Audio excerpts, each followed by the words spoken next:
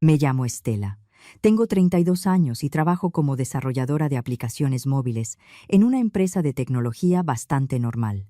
No es nada glamuroso, pero pagan bien. Tengo Instituto Mexicano del Seguro Social y además un seguro de gastos médicos mayores por la empresa. El año pasado, por fin terminé de liquidar un crédito personal que me traía apretada desde hacía tiempo. Yo ya ahorraba para mi casa desde antes, pero con esa deuda encima avanzaba lento. En cuanto la liquidé, por fin pude juntar el enganche como se debe. Antes de contarte lo que pasó con mi casa, tengo que explicarte cómo es mi familia, porque ahí está el origen de todo. Mis papás son Leticia y Arturo. Ella tiene 58, él tiene 60, y ya están retirados. No son malas personas, pero siempre han tenido una relación complicada con el dinero. Vivieron toda la vida al día, estirando lo que entraba y resolviendo como se podía. Y luego está mi hermano menor, Daniel. Tiene 30. De niños, Daniel y yo éramos cercanos. Nos cuidábamos, nos contábamos todo. Pero desde que se casó hace 2 años, algo se rompió. No fue de golpe. Fue como un cambio lento, silencioso, hasta que un día me di cuenta de que ya no estaba hablando con mi hermano, sino con la versión de él que su esposa permitía. Daniel se casó con Renata, y Renata es... A ver cómo lo digo sin quedarme corta. Renata es de esas personas que convierten cualquier cosa en un escenario. Todo tiene que girar alrededor de ella. Si no es el centro, se inventa un problema. Si alguien está feliz, lo vuelve competencia. Si alguien está triste, lo vuelve drama público. Y lo peor es que Daniel se deja. Mis papás también. Renata les habla como si fueran niños. Les da órdenes, se les mete por donde puede, y ellos se acomodan para no hacerla enojar. Yo aprendí a mantener distancia muy rápido. El primer gran choque fue la boda. Mi familia, y cuando digo mi familia digo todos, incluidos mis papás, esperaban que yo pagara prácticamente toda la boda de Daniel y Renata. No una parte, no una ayuda simbólica. No, la boda completa. Salón, comida, música, foto, todo. Renata quería una boda enorme, de esas donde todo se ve perfecto para las fotos. Ya tenían apartado un salón caro y estaban comprometidos con proveedores, como si el dinero saliera de la nada. Cuando me hablaron de números, me quedé helada. Me dijeron que la boda iba a salir entre 500 y 700,000 pesos. Yo llevaba años ahorrando para mi casa, años, y de repente querían que tirara todo en una fiesta que ni era mía. Aún así, para no quedar mal, les di 170,000 pesos. Me dolió, pero lo hice. Renata se puso como si le hubiera escupido en la cara.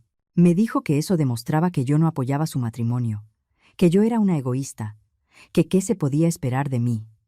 Y como castigo, empezó a mover cosas para humillarme, que si ya no iba a ser madrina de nada, que si ya no iba a entrar con la familia, que si mejor me sentaban lejos porque no se veía bien que yo estuviera tan cerca, si no, me había portado. Mis papás, como siempre, del lado de ella. Me dejaron de hablar meses, meses. Y para rematar, ese año ni siquiera me invitaron a Nochebuena. Todo por una boda que no era mía. Con el tiempo se calmó la cosa. Volvimos a hablar, pero yo ya había aprendido.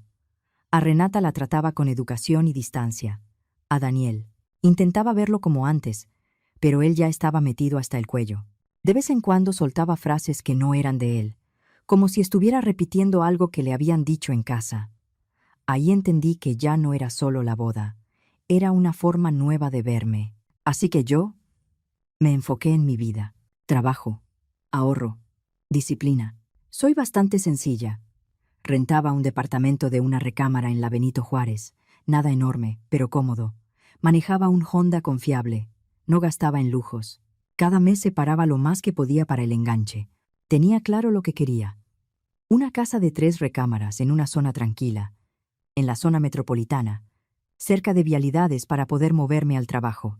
Y aunque no tengo hijos, quería que fuera un lugar con buena vibra, con familias, con ambiente de comunidad. También aprendí algo importante. No contarle a mi familia cuando me iba bien, porque cada vez que ellos sabían que yo tenía dinero, aparecían las emergencias. Y cuando yo ayudaba, porque sí ayudé muchas veces, nunca me pagaban. Siempre era lo mismo. Luego te lo regresamos. No más que se acomoden las cosas. El próximo mes. El próximo mes nunca llegaba. Así que esta vez me lo guardé para mí. Ni una palabra sobre mi búsqueda de casa, ni cuánto llevaba ahorrado, ni que ya estaba viendo créditos hipotecarios. Nada. Pasé más de un año buscando. Vi casas por internet, fui a citas con inmobiliarias, me metí a colonias, caminé calles, comparé. Había fines de semana que veía 3, 4 opciones. Ya para entonces, yo podía detectar en 5 minutos si una casa estaba cuidada o era puro maquillaje. Hasta que encontré la indicada. 3 recámaras, 2 baños, cocina amplia, un patio chiquito pero bonito. Una casa de esas que se sienten hogar desde que entras. Estaba en una zona tranquila de Tlalnepantla, de esas calles donde la gente todavía saluda y los niños andan en bici sin que parezca cosa rara. La construcción era de finales de los 80, pero estaba bien mantenida. El precio era justo para cómo estaba el mercado, y yo tenía lo suficiente para dar 25% de enganche en lugar de 20%. Ya traía preaprobación del banco con tasa fija, así que en cuanto vi que todo cuadraba, hice oferta y me la aceptaron rápido. No me la creía. El proceso fue pesado. Avalúo, perito, papeles, trámites, idas y vueltas, notaría, firmas, más papeles. Pedí días en el trabajo para poder estar presente en todo. El día que me entregaron las llaves, no sé cómo explicarlo. Me quedé parada en la sala vacía, con las llaves en la mano, y solo pensaba, esto es mío. De verdad mío. Las siguientes 2 semanas fueron de mudanza. Contraté a unos señores para mover lo pesado, pero yo hice muchísimo sola. Compré muebles nuevos, nada exagerado, pero cosas que por fin se sentían de casa. Un comedor de verdad, un sillón decente, una cama con base, no un colchón en el piso. Sentí que por primera vez estaba viviendo una vida que yo construí, y no le dije nada a mi familia. Parte fue por falta de tiempo, sí, pero también, si soy honesta, me gustaba tener algo que no podían opinar, controlar ni exigir. Hablaba con mi mamá cada par de semanas, y ella empezó a preguntar por qué andaba tan ocupada con cosas del hogar, si yo supuestamente seguía en el departamento. Le daba vueltas, hasta que un día, como 3 semanas después de mudarme, la llamé. «Mamá, compré una casa». Hubo un silencio larguísimo. Luego dijo, con una voz rara, «Ay, ay, mi vida. ¿Qué? Qué bueno. Qué alegría». Pero no sonaba alegre. Sonaba sorprendida y algo incómoda. Luego me dijo, «¿Por qué no vienes a cenar el sábado?» Para celebrar. Yo pensé que era normal, que estaba impactada y ya. Así que dije que sí. Compré una botella de vino para llevar y me imaginé una cena tranquila, de esas donde te abrazan, te felicitan, te preguntan detalles. Hasta pensé en enseñarles fotos de la casa, hablarles del patio, del cuarto que iba a ser oficina. Llegó el sábado. Manejé a casa de mis papás con buen ánimo. Viven en Azcapotzalco, así que ese trayecto todavía se siente cercano, aunque en la tarde ya empieza el tráfico. Cuando llegué y vi el carro de Daniel estacionado, sentí una pequeña tensión. No por Daniel, sino por lo que siempre venía pegado a él. Renata. Me dije que era normal, que era una cena familiar. Mi mamá abrió la puerta antes de que tocara. «Estela, pásale, pásale». Estaba nerviosa. Lo vi en cómo movía las manos, en cómo miraba hacia la sala, como si alguien la estuviera vigilando. Apenas entré, Renata salió de la cocina como si fuera la dueña de la casa. Me vio y levantó las manos, dramatizando como siempre. «Estoy embarazada». Así, directo. Como si estuviera anunciando que se había ganado la lotería. Me quedé fría. De todo lo que imaginé escuchar esa noche, eso no estaba en la lista. «Ah, guau. Felicidades», logré decir, aunque algo no me cuadraba. Yo acababa de comprar una casa, y justo ese día, casualmente, Renata soltaba esa noticia. Renata me agarró del brazo, emocionadísima, y empezó a hablar sin respirar. «Me enteré hace 3 días. ¿Puedes creerlo? Estoy feliz. Ya tenemos nombres. Emma si es niña, Miguel si es niño. Y vamos a necesitar espacio. Porque obviamente, el cuarto del bebé, las cosas del bebé, todo». Daniel apareció detrás de ella, sonriendo como si esto fuera la noticia más hermosa del mundo. ¿A poco no está cañón, hermana? Yo le di la botella de vino a mi mamá. Ella la tomó y la puso en la mesa. Y ahí fue cuando me di cuenta. La mesa ya estaba puesta con los platos bonitos, velas prendidas, todo arreglado. Pero no era para mí, no era para mi casa, era para Renata y su embarazo. Hoy celebramos al bebé, dijo mi mamá, como si eso fuera obvio. Renata habló toda la cena de náuseas, de citas médicas, de cosas que ya estaba viendo por internet, de carreolas, cunas, ropita. Actuaba como si fuera la primera mujer en la historia en embarazarse. Daniel le seguía el juego, atento, orgulloso. Yo me quedé callada la mayor parte, tragándome la incomodidad. Hasta que, cuando Renata hizo una pausa para comer, mi mamá por fin dijo: «Bueno, Estela, cuéntanos de tu casa». Saqué el celular y les enseñé fotos. Es de 3 recámaras, 2 baños, con un patio. Está bien cuidada. La verdad estoy muy feliz. Renata me arrebató el celular de las manos. Literal.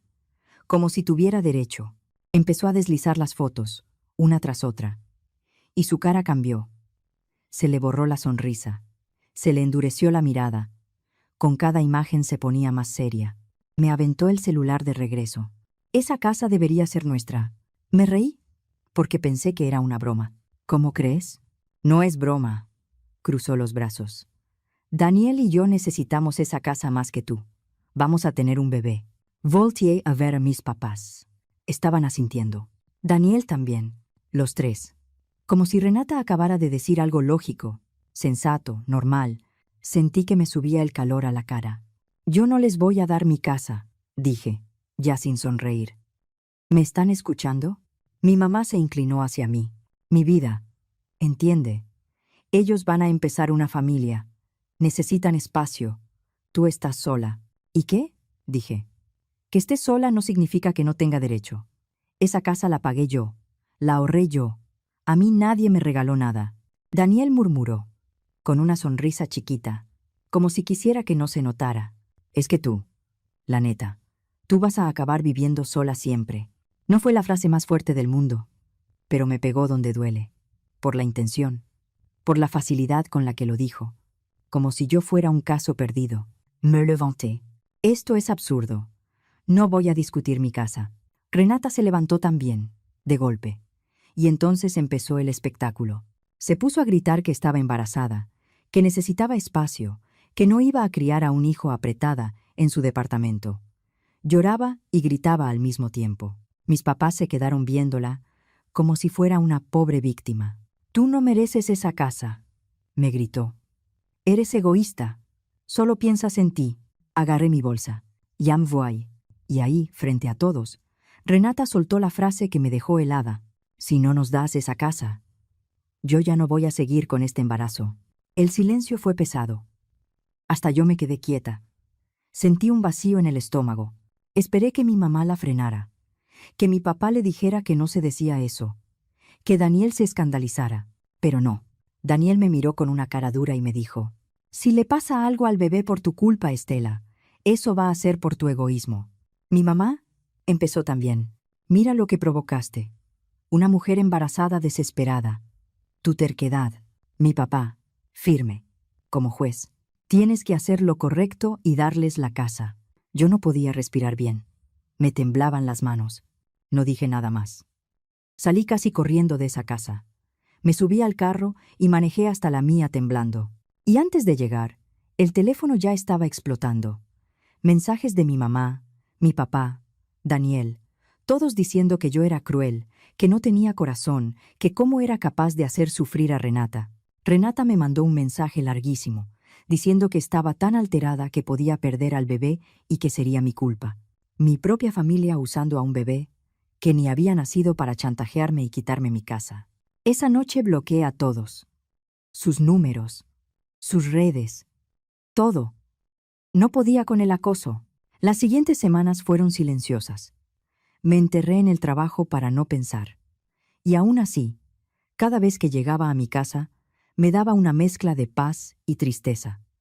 Paz por estar a salvo. Tristeza por entender que mi familia no me quería por mí, me quería por lo que podía dar. A las 3 semanas de bloquearlos, decidí seguir con algo que ya tenía planeado. Una reunión para estrenar mi casa. Invité a algunos compañeros del trabajo, a un par de amigas cercanas y a mis primos Sara y Mauricio, que siempre habían sido tranquilos y no se metían en pleitos familiares. Preparé botanas, compré refrescos y agua, hice una comida sencilla. Quería reírme un rato, sentirme normal, y al principio funcionó. La gente estaba contenta, me felicitaban, admiraban la casa. Yo por fin estaba respirando, hasta que la puerta principal se abrió. No fue que alguien la reventara, fue peor por lo simple. Alguien tocó.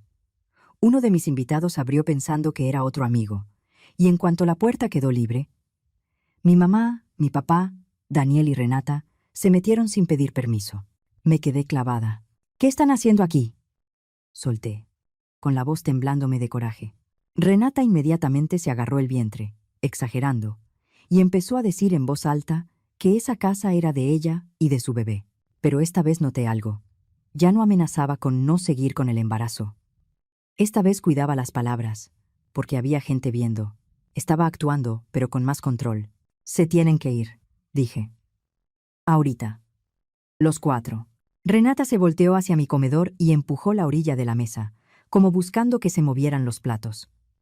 Alcancé a escuchar cómo el vidrio de un vaso raspó, como si fuera a caerse. Uno de mis compañeros, Marco, se acercó rápido y le sujetó los antebrazos para detenerla. Renata gritó como si la estuvieran atacando. Daniel se le fue encima a Marco, muy cerca, con el pecho inflado. No toques a mi esposa. El ambiente se volvió feo en segundos. Tenso, incómodo.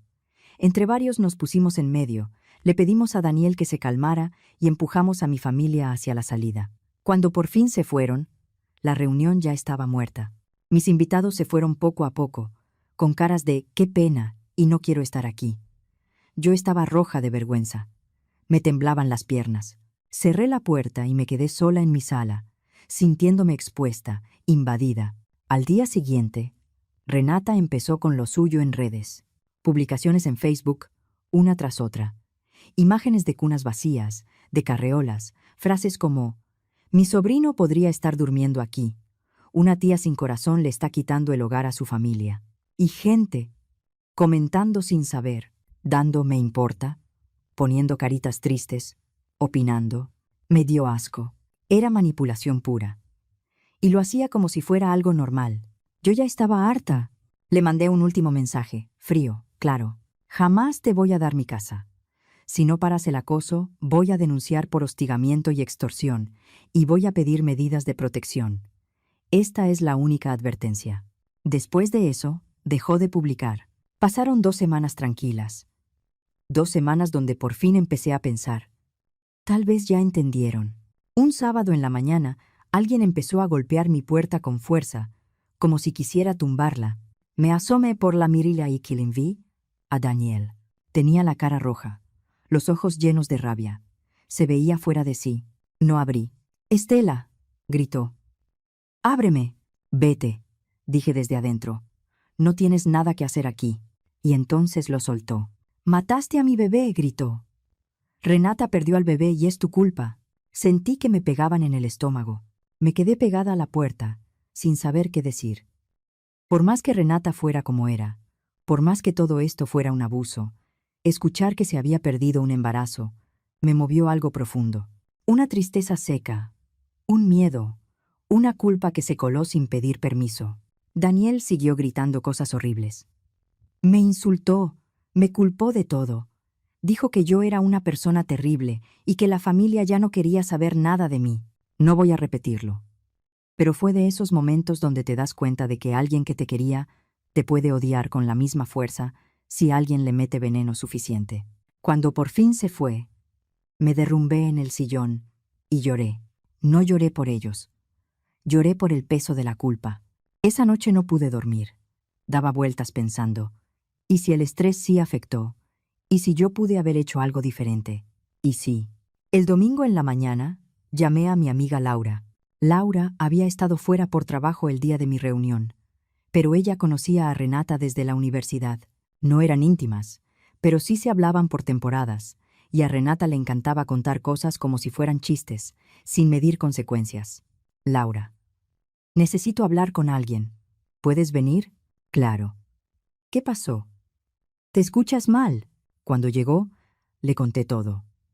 Desde la cena con mis papás, la exigencia de la casa, la amenaza, el escándalo en mi reunión, las publicaciones y ahora lo de la supuesta pérdida del embarazo.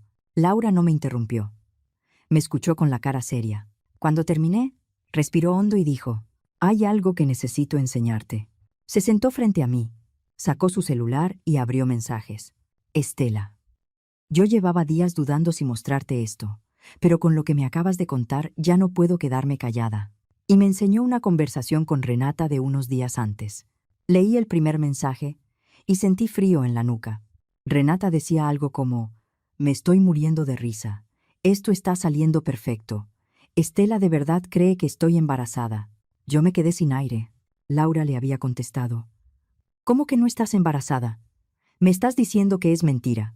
Renata, obvio es mentira. Pero si logro que su familia lo crea, la van a presionar para que nos dé esa casa. Daniel ya no aguanta el departamento. Y cuando vi esas fotos, supe que esa casa tenía que ser nuestra. Laura. Renata, estás mal. Eso no se inventa. Renata. Tú tranquila.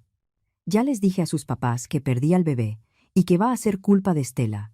La van a hacer pedazos y ella se va a sentir tan culpable que me va a dar las llaves. Sentí ganas de vomitar. Ahí estaba. Negro sobre blanco. Planeado. Frío. Laura deslizó más. Renata se burlaba de cómo había actuado en la cena. De lo fácil que era manejar a Daniel y a mis papás. De cómo iba a llorar cuando contara lo de la pérdida para que todos la abrazaran. ¿Me puedes mandar esto?, le dije, con la voz chiquita. Ya, me respondió. Le tomé captura de todo y te lo mandé por correo.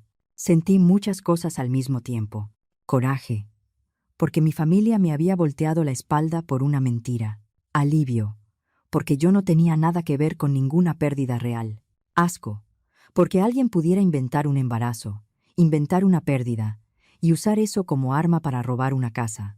Después de que Laura se fue, me quedé horas caminando por mi sala, pensando qué iba a hacer.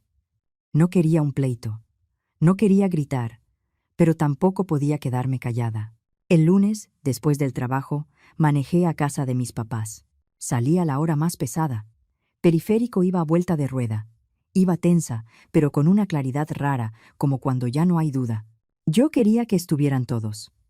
Y cuando vi el carro de Daniel afuera, sentí que era el momento perfecto. Mi mamá abrió la puerta y empezó a gritar desde el primer segundo. «¿Cómo te atreves a venir aquí después de lo que hiciste?». No le contesté.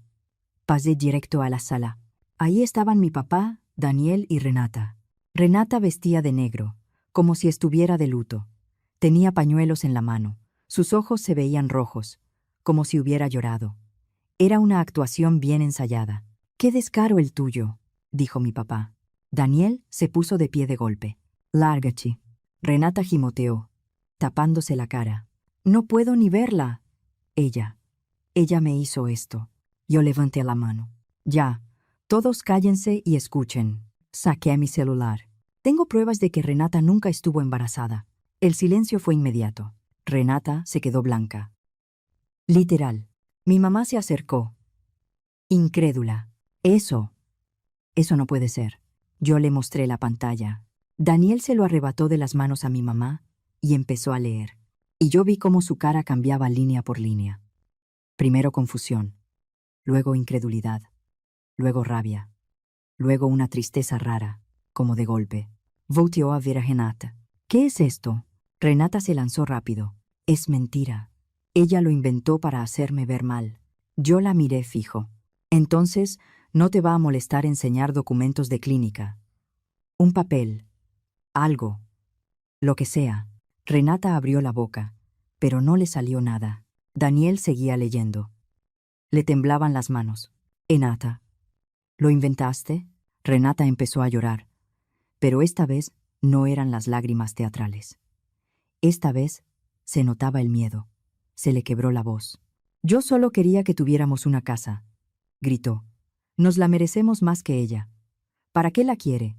para vivir sola, como si fuera una señora amargada.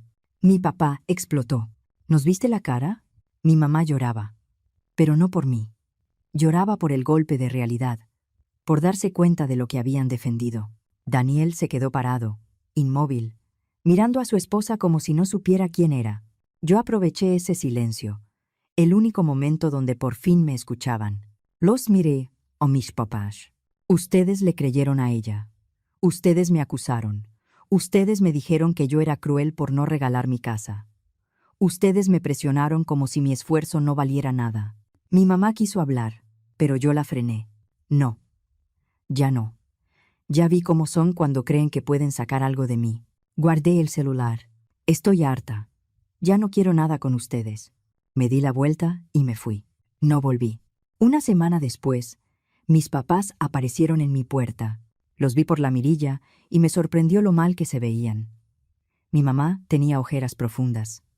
Mi papá se veía más encorvado, como si en unos días hubiera envejecido años. No quería abrir, pero mi mamá habló desde afuera, con una voz que no había usado conmigo en mucho tiempo. Estela, por favor, necesitamos pedirte perdón. Abrí, pero no los dejé entrar. Me quedé en el marco. ¿Qué quieren? Mi papá tragó saliva. Nos equivocamos. Feo. Debimos creerte desde el principio. Mi mamá lloró. Perdónanos. Mi vida. Nos dejamos llevar. Renata nos manipuló y nosotros fallamos. La miré sin suavidad. No solo fallaron. Ustedes apoyaron a alguien que intentó robarme. Me quisieron hacer sentir culpable por no entregar lo que me costó años conseguir. Mi mamá asentía, llorando. Lo sabemos. No hay excusa. Mi papá aclaró la garganta. Queremos reparar, no solo hablar. Si tú quieres, pagamos el cambio de chapas y unas cámaras. Te acompañamos a denunciar si decides hacerlo. Y también vamos a decirle a tu hermano, en tu cara, que lo que hizo estuvo mal. No me conmovió como ellos esperaban. Pero al menos por primera vez sonó a algo real. Mi papá siguió. Daniel. Está hablando de divorcio. Está yendo a terapia. Dice que no entiende cómo se dejó arrastrar. Yo no sentí satisfacción. Ni alegría. Solo cansancio. Qué bueno, dije. Sin emoción. Mi mamá agregó. Renata también está yendo a terapia. Ahí sí se me escapó una risa corta, amarga. ¿Terapia? Ella inventó un embarazo para extorsionarme. Eso no es un tema. Eso es algo muy grave. Mi papá bajó la mirada. Tienes razón. Y sabemos que tal vez no puedas perdonarnos. Pero teníamos que venir a decirlo. Los vi 2 segundos más. No estoy lista para perdonar a nadie, les dije. Ustedes me enseñaron quiénes eran cuando pensaron que yo tenía algo que podían quitarme. Se fueron en silencio. Yo cerré la puerta y me recargué en ella, respirando hondo. Mi casa estaba en silencio. Mi casa, la que yo compré con mi trabajo, la que casi pierdo por la avaricia y la manipulación de mi propia familia. De eso han pasado 4 meses. No he vuelto a hablar con ninguno. Laura me cuenta algunas cosas, porque a veces se entera. Daniel sí inició trámites de divorcio, pero luego, según ella, decidieron intentar terapia de pareja. Renata ahora publica cosas de salud mental, de tomar responsabilidad, de aprender de los errores. Nunca menciona mi nombre ni la casa, pero yo sé perfectamente a qué se refiere. Mis papás han intentado llamar. No contesto. Mandaron tarjetas de mi cumpleaños y de días festivos. Las tiré sin abrir. Daniel me mandó un mensaje pidiendo perdón. Lo borré. Y lo más raro es esto. Ya ni siquiera estoy tan enojada. Estoy terminada. Como cuando apagas algo y ya no vuelve a prender, porque entendí algo que me dolió más que cualquier grito. Mi familia no me veía como persona. Me veía como una cuenta de banco, como alguien que debía resolverles la vida. Y cuando creyeron que yo tenía algo valioso, estaban dispuestos a destruirme para quitármelo. Mientras tanto, mi vida se acomodó. En el trabajo me está yendo bien. El mes pasado me ascendieron a desarrolladora senior y me subieron el sueldo. Ese dinero extra lo estoy metiendo a la hipoteca para pagar más rápido. Si sigo así, voy a terminar muchos años antes de lo planeado. También he hecho amigos nuevos. Del trabajo, de la colonia. Resulta que cuando no estás drenada por drama familiar, te sobra energía para construir relaciones sanas. En la casa ya hice cambios. Pinté una recámara para oficina. La otra la dejé como cuarto de visitas. Planté flores en el patio y compré un juego de mesas y sillas para sentarme afuera con café los domingos. A veces invito gente a cenar. Mis amigos dicen que aquí se siente paz, que se siente hogar. Los vecinos son buena onda. La familia de al lado tiene 2 niños que a veces me piden ayuda con tareas de matemáticas. La pareja de enfrente hace reuniones sencillas de vez en cuando y me invitan. Es ese tipo de comunidad que yo siempre quise, sin estar mendigando cariño donde no lo hay. A veces me pregunto si algún día voy a reconciliarme con mi familia. Sí. Laura piensa que debería, al menos, hablar con mis papás, porque sí vinieron a disculparse y, por primera vez, hablaron de reparar. Pero una disculpa no borra lo que hicieron, no deshace el daño, no arregla el hecho de que, en el momento importante, eligieron creerle a una mujer manipuladora antes que a su propia hija. Quizá algún día yo esté lista. Quizá Daniel abra los ojos por completo. Quizá mis papás entiendan de verdad. Pero hoy, no. Lo irónico es que Renata se sentía muy lista con su plan. Seguro pensó que, aunque la descubrieran, igual la iban a perdonar, que todo se iba a acomodar, que al final ella quedaría dentro de la familia y yo volvería a dar. Pero le salió al revés. Daniel ahora duda de su matrimonio. Mis papás están horrorizados de lo que apoyaron y yo me salí de sus vidas. Renata destruyó su propio hogar intentando robar el mío. Y sí, a veces me da coraje pensar en lo cerca que estuvieron de lograrlo. Si Laura no me enseñaba esos mensajes, yo quizá habría caído en la culpa. Quizá habría ayudado con dinero. Quizá habría cedido algo, aunque fuera un préstamo para un enganche, y ya con eso no me los quitaba de encima. Así de fuerte era la manipulación. Pero, sobre todo, me siento agradecida. Agradecida de haber visto la verdad a tiempo, de haberme dado cuenta de quién estaba conmigo y quién solo estaba cerca por conveniencia. Mi casa es mi refugio.